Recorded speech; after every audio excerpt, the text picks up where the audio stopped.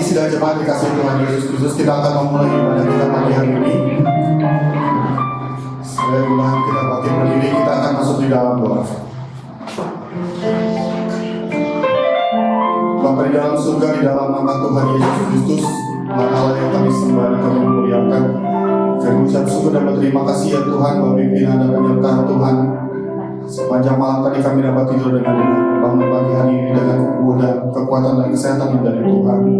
Terima kasih Tuhan sudah menyertai kami dalam perjalanan kami boleh tiba di rumah Tuhan dan tiba terus apapun. Sementara kami akan mulai ibadah kami, kiranya Tuhan memimpin kami, menyertai kami dari awal sampai akhirnya. Dan kami boleh menaikkan puji-pujian, menyembah kami yang boleh menyenangkan hati Tuhan. Mempersiapkan diri kami juga diberkati dari firman Tuhan. Urapi persiapan hamba-Mu ya Tuhan untuk menyampaikan kebenaran firman. Kami buka ibadah kami pagi hari ini di dalam nama Allah Bapa, Putra dan Roh Kudus, di dalam nama Tuhan Yesus Kristus. Amin. Kita akan naikkan pujian. Aku mengasihi Yesus bukan hanya dengan hati.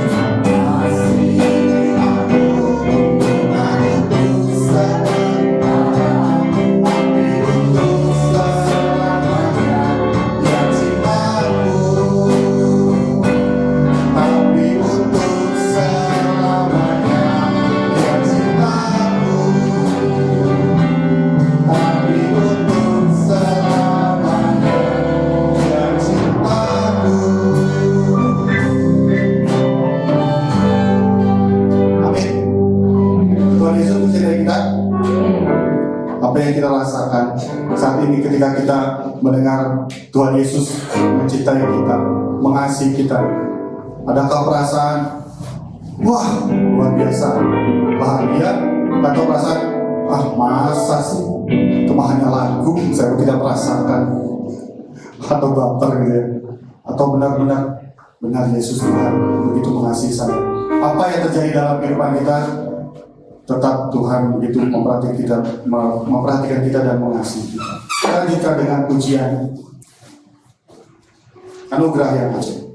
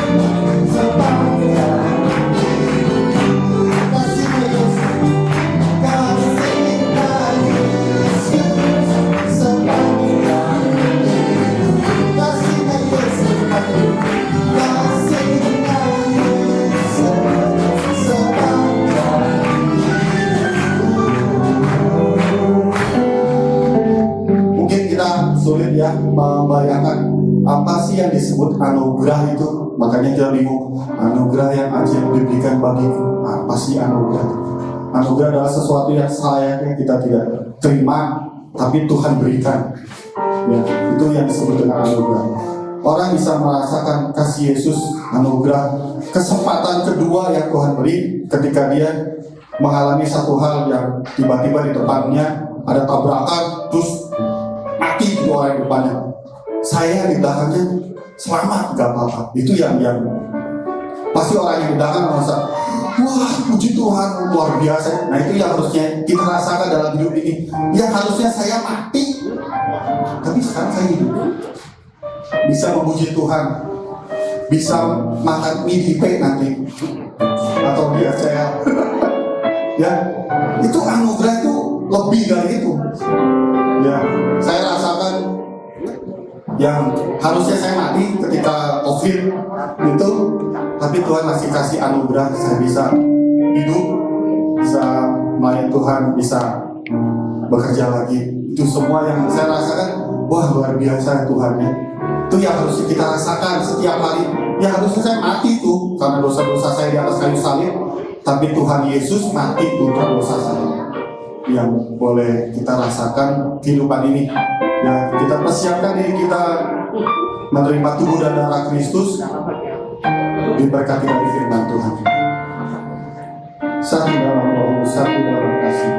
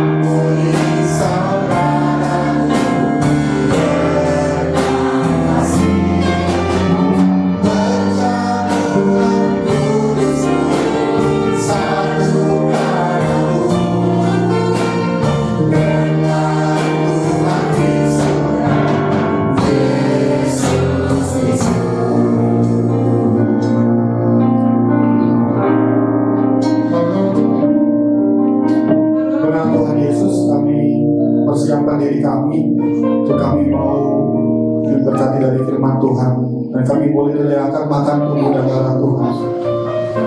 Ampunilah segala dosa dan kesalahan kami dan pelayakan kami di hadapan-Mu ya Tuhan.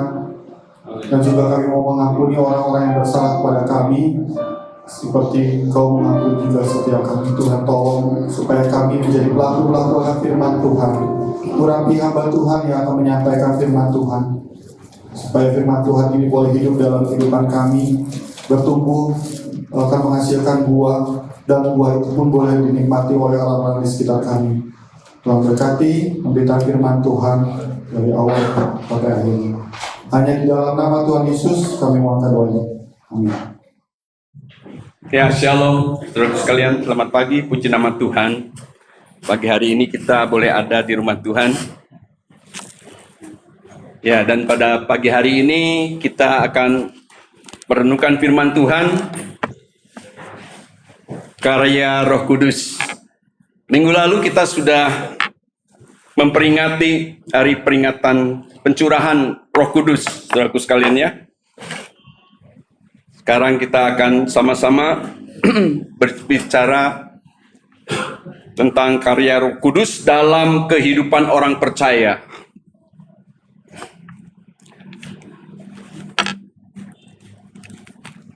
Saudaraku, kita melihat di Kisah Rasul bagaimana karya Roh Kudus bagi orang-orang percaya, sehingga terbentuknya jemaat mula-mula. Di Kisah Rasul,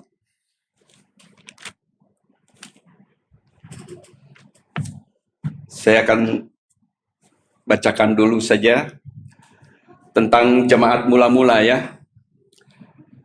Kisah Rasul 3. Kisah Rasul 2.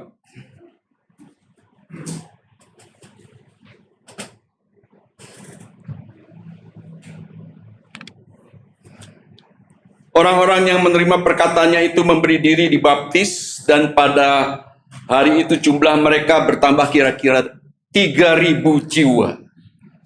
Mereka bertekun dalam pengajaran rasul-rasul dan dalam persekutuan. Dan mereka selalu berkumpul untuk memecahkan roti dan berdoa. Maka ketakutanlah mereka semua, sedang rasul-rasul itu mengadakan banyak mujizat dan tanda. Dan semua orang yang telah menjadi percaya tetap bersatu. Dan segala kepunyaan mereka adalah kepunyaan bersama. Dan selalu ada dari mereka yang menjual harta miliknya, lalu membagi-bagikannya kepada semua orang sesuai dengan keperluan mereka. Keperluan masing-masing. Dengan bertekun dan dengan sehati mereka berkumpul tiap-tiap hari dalam bait Allah. Mereka memecah roti di rumah masing-masing secara bergilir dan makan bersama-sama dengan gembira dan dengan tulus hati, sambil memuji Allah, dan mereka disukai semua orang. Dan tiap-tiap hari Tuhan menambahkan jumlah mereka dengan orang yang diselamatkan. Kita lihat di sini ya. Karya Roh Kudus bekerja begitu dahsyat dalam kehidupan jemaat mula-mula. Nanti kita akan melihat bagaimana ada kejadian juga yang kita akan baca di sini di Kisah Rasul 5 ayat 1 sampai dengan 11. Silakan Pak Herman ya. Pak Herman bacakan Kisah Rasul 5 ayat 1 sampai 11 dulu. Kisah Para Rasul pasal 5 ayat 1 sampai ayat yang ke-11. Ada seorang lain yang bernama Ananias. Ia beserta istrinya Safira menjual sebidang tanah. Dengan setahu istrinya, ia menahan sebagian dari hasil penjualan itu dan sebagian lain dibawa dan diletakkannya di depan kaki rasul-rasul.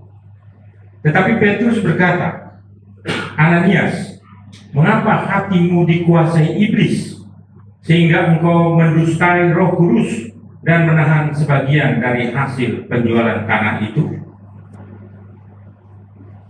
Selama tanah itu tidak dijual, bukankah itu tetap kepunyaanmu? Dan setelah dijual, bukankah hasilnya itu tetap dalam kuasamu? Mengapa engkau merencanakan perbuatan itu dalam hatimu? Engkau bukan mendustai manusia, tetapi mendustai Allah. Ketika mendengar perkataan itu, rebalah Ananias dan putuslah nyawanya. Maka sangat ketakutan semua orang yang mendengar hal itu. Lalu datanglah beberapa orang muda, mereka mengapani mayat itu, mengusungnya keluar dan pergi menguburnya. Kira-kira 3 jam kemudian masuklah istri Ananias, tetapi ia tidak tahu apa yang telah terjadi. Kata Petrus kepadanya, "Katakanlah kepadaku, dengan harga sekianlah tanah itu kamu jual?" Jawab perempuan itu, "Betul sekian." Kata Petrus, "Mengapa kamu berdua bersepakat untuk mencobai roh Tuhan? Lihatlah, orang-orang yang baru mengubur suamimu berdiri di depan pintu, dan mereka akan mengusung engkau juga keluar." Lalu rebahlah perempuan itu seketika itu juga di depan kaki Petrus dan putuslah nyawanya. Ketika orang-orang muda itu masuk, mereka mendapati dia sudah mati. Lalu mereka mengusungnya keluar dan menguburnya di samping suaminya. Maka sangat ketakutanlah seluruh jemaat dan semua orang yang mendengar hal itu. Ya, Bapak Ibu sekalian, kita melihat ada kejadian yang begitu tragis di jemaat mula-mula ini, yang diberitakan di Kisah Rasul 5 ayat 1 sampai dengan 11. Tadi kita sudah sama-sama membacanya. Apa yang diberitakan tentang kehidupan suami istri, yaitu Ananias dan Safira, ya, sangat tragis. Karena Ananias dan Safira berdusta kepada gereja mula-mula, ya, di hadapan para rasul. Kita melihat saat tadi saya bacakan bagaimana kehidupan jemaat mula-mula itu, ya, sangat kekeluargaan sekali.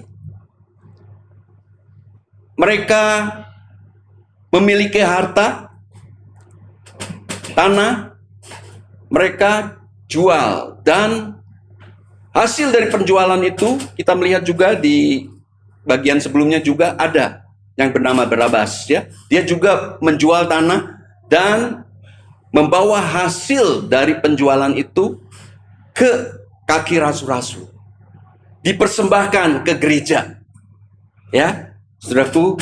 Tetapi apa yang terjadi terhadap Ananias? Pertama, yaitu ketika Ananias ditanya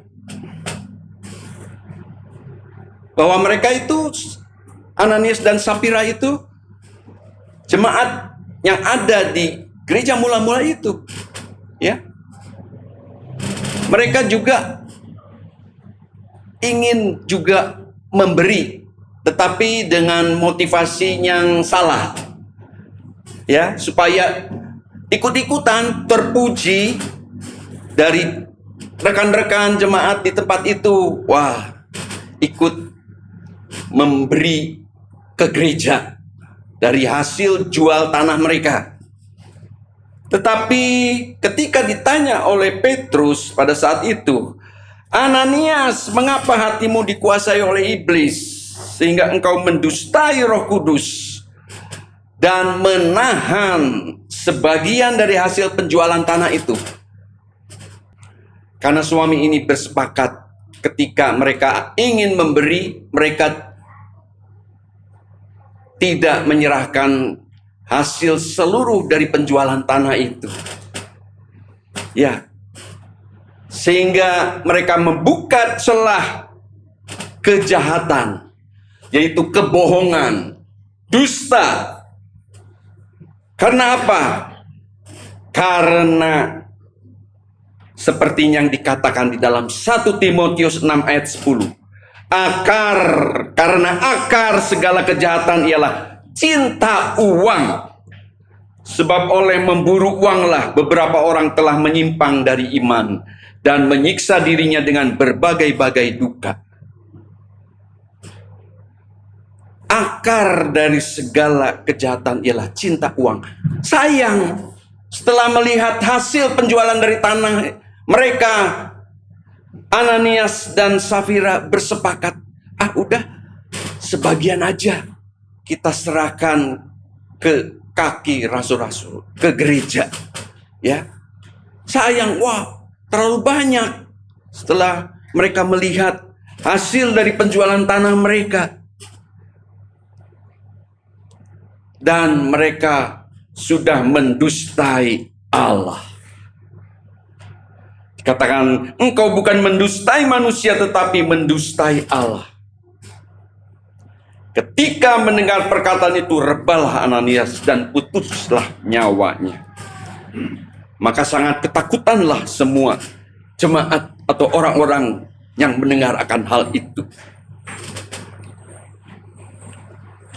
Lalu mereka, pemuda-pemuda, mengapani mayat Ananias dan mengusung mereka keluar untuk menguburnya. Kira-kira 3 jam kemudian masuklah istrinya, yaitu istri daripada Ananias, Safira. Kemudian Petrus menanyakan kepadanya, dengan harga sekiankah tanah itu kamu jual? Jawab perempuan itu, betul sekali. Betul sekian. Karena mereka sudah sepakat suami istri. Tetapi karena karya Roh Kudus, Petrus sudah mengetahui dan menegur kepada suaminya, dan nyawa dari suaminya tidak tertolong. Mereka meninggal. Demikian pula engkau tahu, lihatlah orang-orang yang baru mengubur suamimu berdiri di depan pintu, dan mereka juga akan mengusung engkau juga keluar. Lalu rebahlah seketika itu juga perempuan itu di depan kaki Petrus, dan putuslah nyawa. Ya, sungguh sangat tragis akan kejadian daripada suami istri ini. Kita melihat di sini, kejadian ini memberikan pelajaran buat jemaat Tuhan pada pagi hari ini juga, untuk kita tidak berdusta, untuk kita tidak berbohong.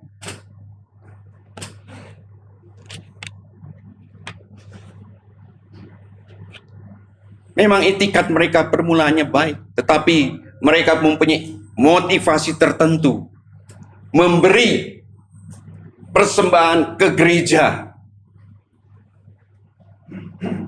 dengan motivasi supaya mereka dapat dipuji, dilihat oleh jemaat yang lain.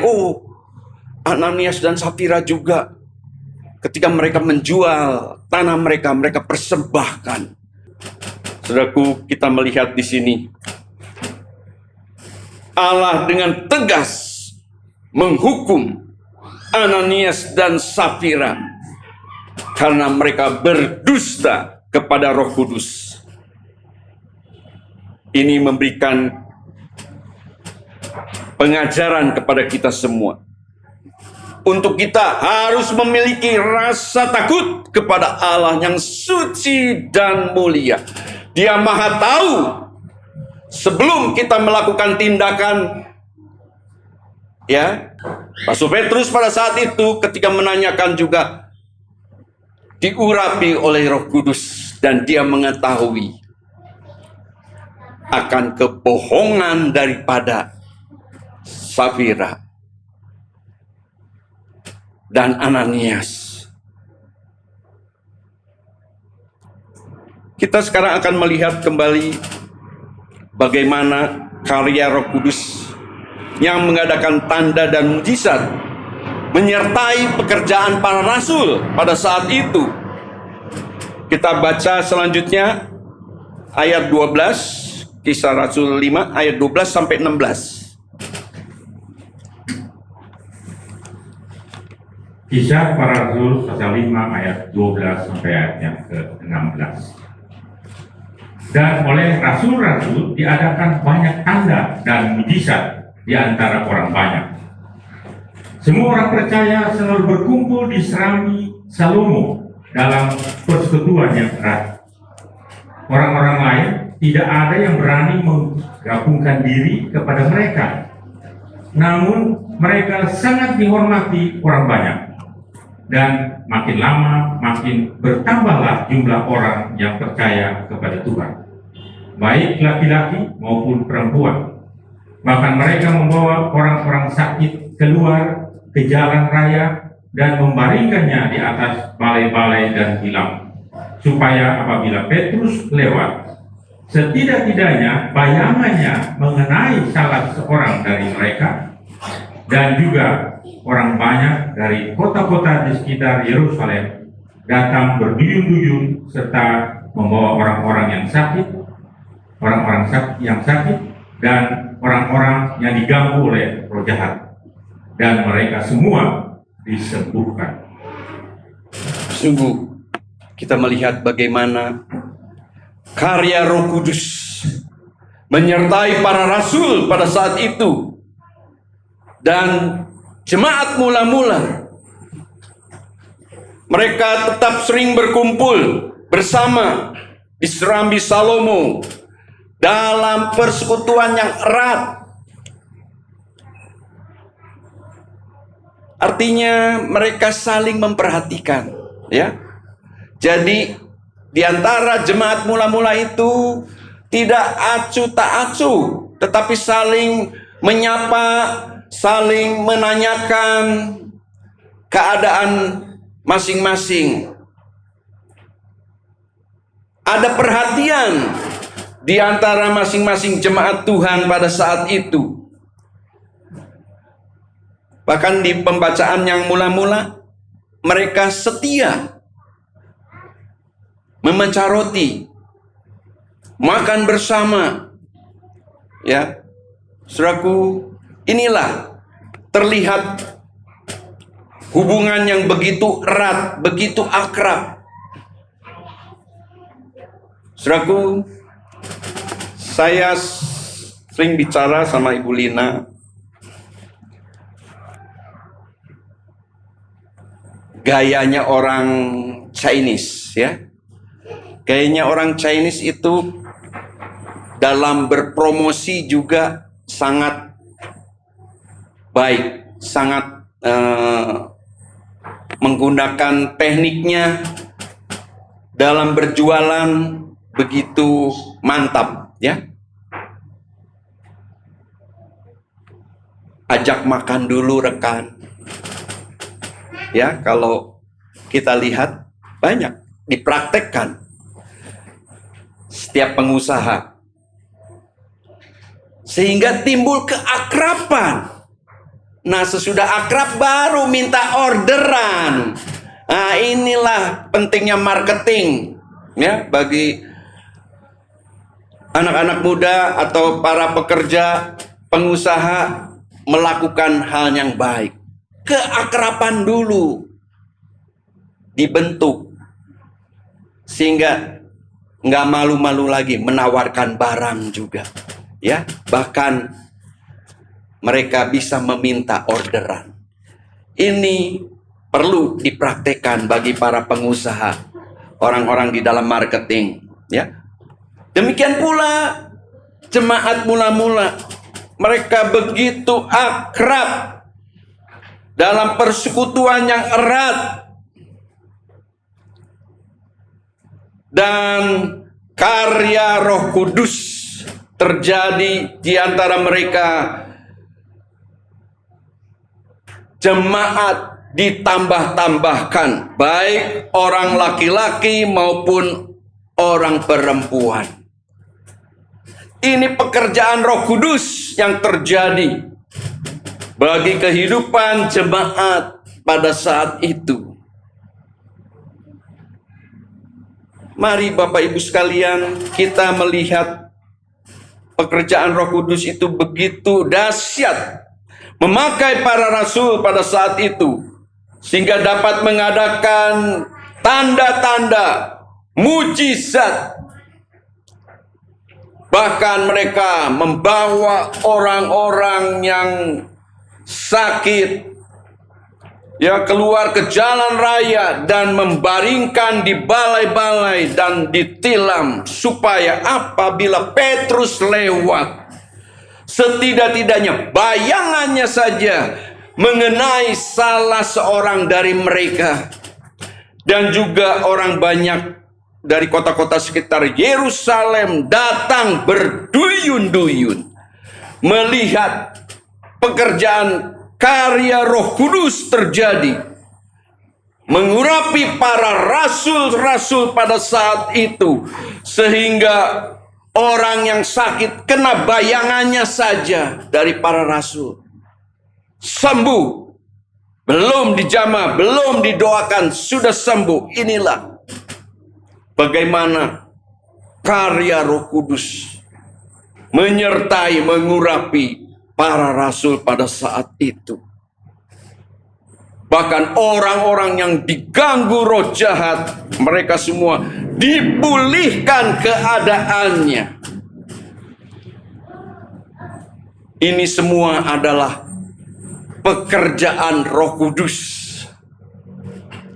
Jadi kita semua sampai saat ini hamba-hamba Tuhan, jangan berbesar diri, menjadi sombong kalau dipakai oleh kuasa Roh Kudus, kuasa Tuhan dari tempat yang maha tinggi mengurapi para hamba-hambanya. Kita tidak boleh menjadi sombong dan tinggi hati. Karena itu semua dikerjakan oleh kuasa dari tempat yang maha tinggi, yaitu kuasa Roh Kudus, kuasa Tuhan Yesus sendiri, yang ketika terangkat ke surga, Tuhan Yesus mencurahkan Roh Kudus. Itu janji Bapa, ya. Kita sudah sama-sama mendengar bagaimana kejadian daripada kenaikan Tuhan Yesus ke surga 2000 tahun yang lampau. Dan itu sudah kita dengar saat kita memperingati minggu lalu bagaimana karya Roh Kudus bekerja, mengurapi semua anak-anak Tuhan. Dan Roh Kudus itu memberitahu segala hal. Kita akan baca saja satu ayat, 1 Korintus 2 ayat 10, Pak.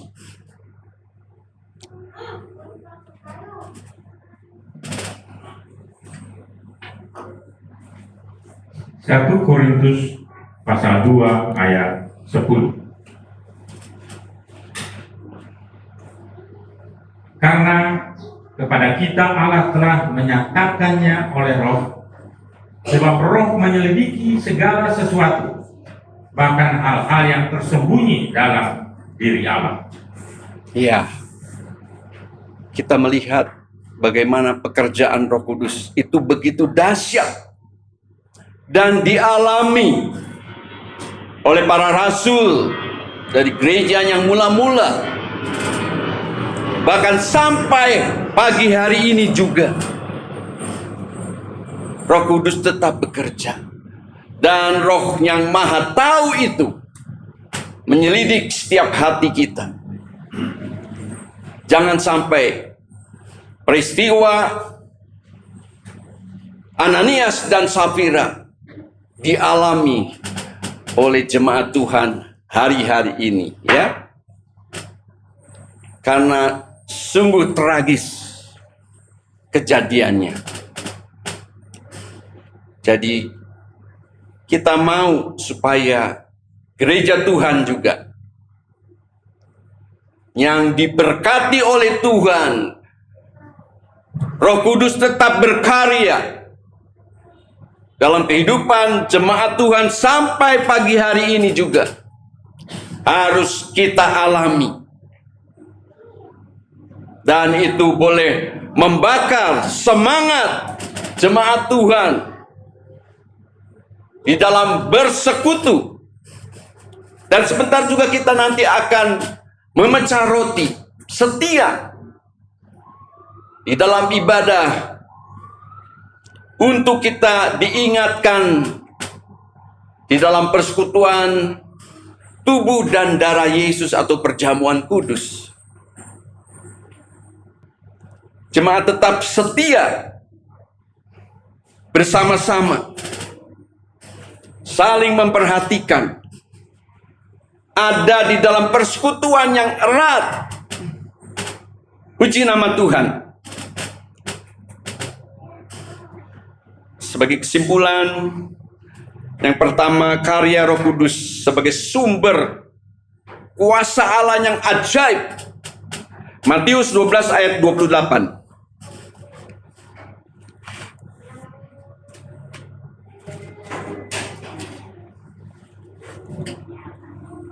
Matius pasal 12 ayat 28. Tetapi jika aku mengusir setan dengan kuasa Roh Allah, maka sesungguhnya kerajaan Allah sudah datang kepadamu.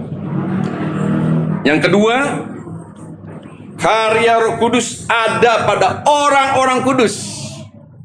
Jadi karya Roh Kudus itu ada kepada kita semua. Anak-anak Tuhan, jemaat Tuhan yang sudah dikuduskan oleh korban Kristus. Yohanes 14 ayat 17. Yohanes 14 ayat 17. Yaitu roh kebenaran. Dunia tidak dapat menerima dia, sebab dunia tidak melihat dia dan tidak mengenal dia. Tetapi kamu mengenal dia, sebab ia menyertai kamu dan akan diam di dalam kamu. Amin. Memang Roh Kudus itu akan diam di dalam kehidupan anak-anak Tuhan yang percaya akan korban Kristus. Dan yang terakhir yaitu karya Roh Kudus memimpin di dalam kebenaran. Yohanes 16 ayat 13.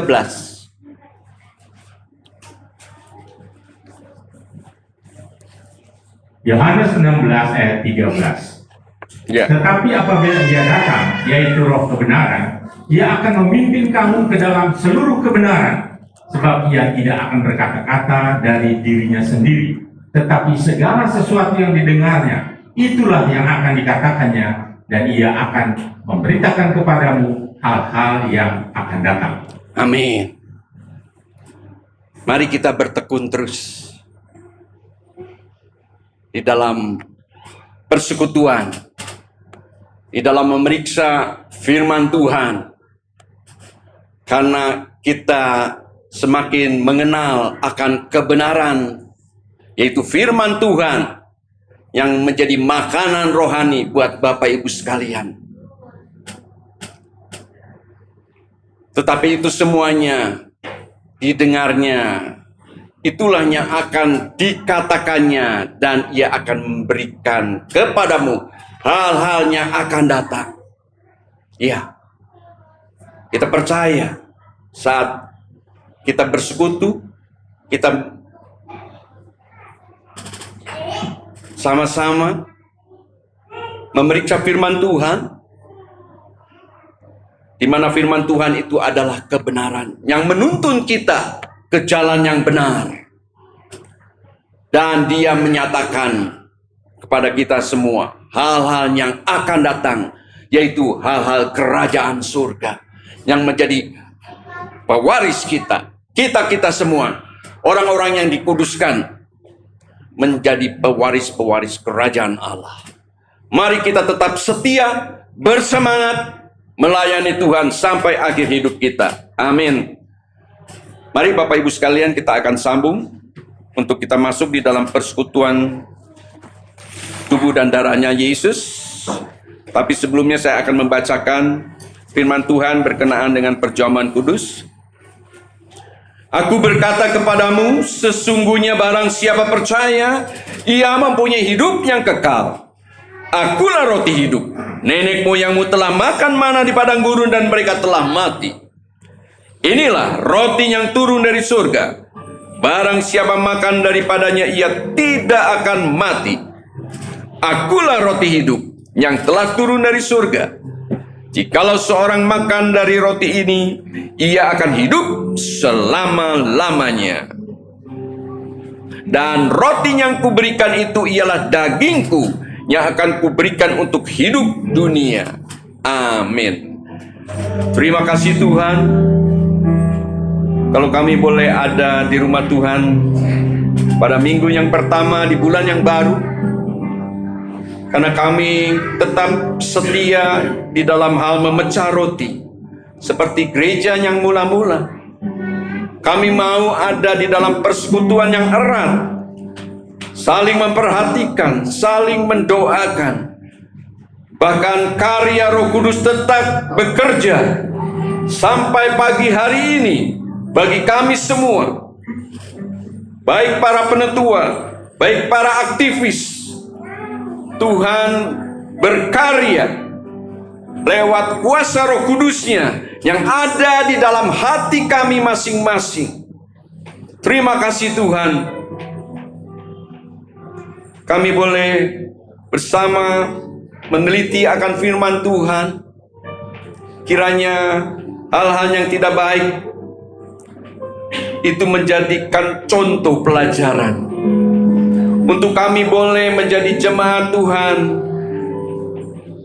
yang sungguh-sungguh setia kepadamu, baik dalam berkorban, tidak mempunyai motivasi-motivasi tertentu, seperti apa yang dialami oleh Safira dan suaminya. Ya Tuhan, kiranya Engkau menolong kepada kami semua, untuk kami boleh bekerja sama. Karya Roh Kudus membakar hati kami, jiwa kami, untuk kami persembahkan sepenuhnya kepada Tuhan. Terima kasih ya Tuhan. Tibalah saatnya sebentar kami mau bersekutu dengan tubuhnya dan darahnya Yesus, sehingga Kristus Yesus manunggal menyatu dalam hidup kami. Kami imani yang sakit mendapatkan kesembuhan, yang lemah imannya dikuatkan kembali. Segala karakter tabiat buruk kami tanggalkan, dan kami boleh menerima jaminan keselamatan melalui korban Kristus yang begitu mahal. Terpuji namamu ya Bapa. Kami sambut berkat Tuhan. Haleluya. Amin. Silakan bagikan tubuh dan darahnya Yesus. Kita menyanyikan pujian ini lagi. Yesus Kristus Tuhan.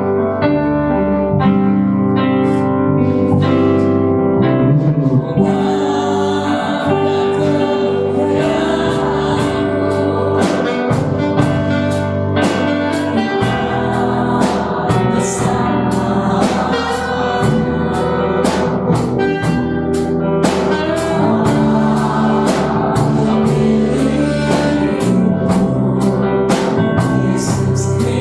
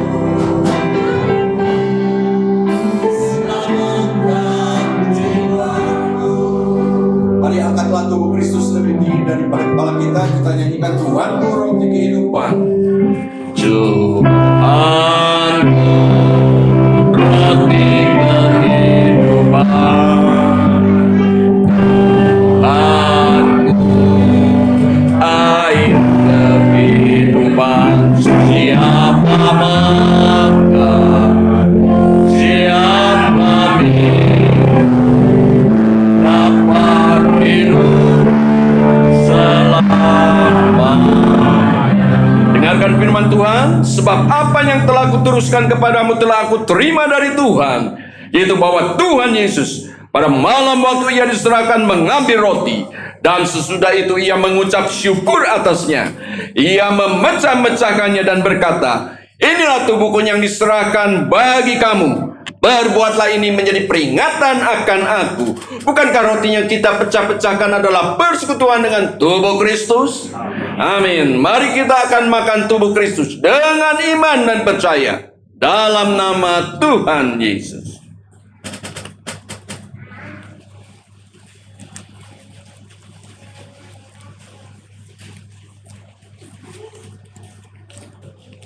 Angkatlah cawan anggur. Inilah darah Yesus yang telah ditumpahkan di atas kayu salib. Kita nyanyikan, darahnya amat kuasa, sucikan dari dosa. Darahnya amat kuasa, sucikan dari dosa. Lepaskan segala susah. Darahnya tebus saya. Demikian juga ia mengambil cawan sesudah makan, lalu berkata, cawan ini adalah perjanjian baru yang dimeteraikan oleh darahku. Perbuatlah ini setiap kali kamu meminumnya, menjadi peringatan akan aku. Sebab setiap kali kamu makan roti ini dan minum cawan ini, kamu memberitakan kematian Tuhan sampai ia datang kembali. Bukankah cawan pengucapan syukurnya atasnya kita ucapkan syukur adalah persekutuan dengan darah Kristus? Amin. Mari kita akan minum darah Kristus dengan iman dan percaya dalam nama Tuhan Yesus.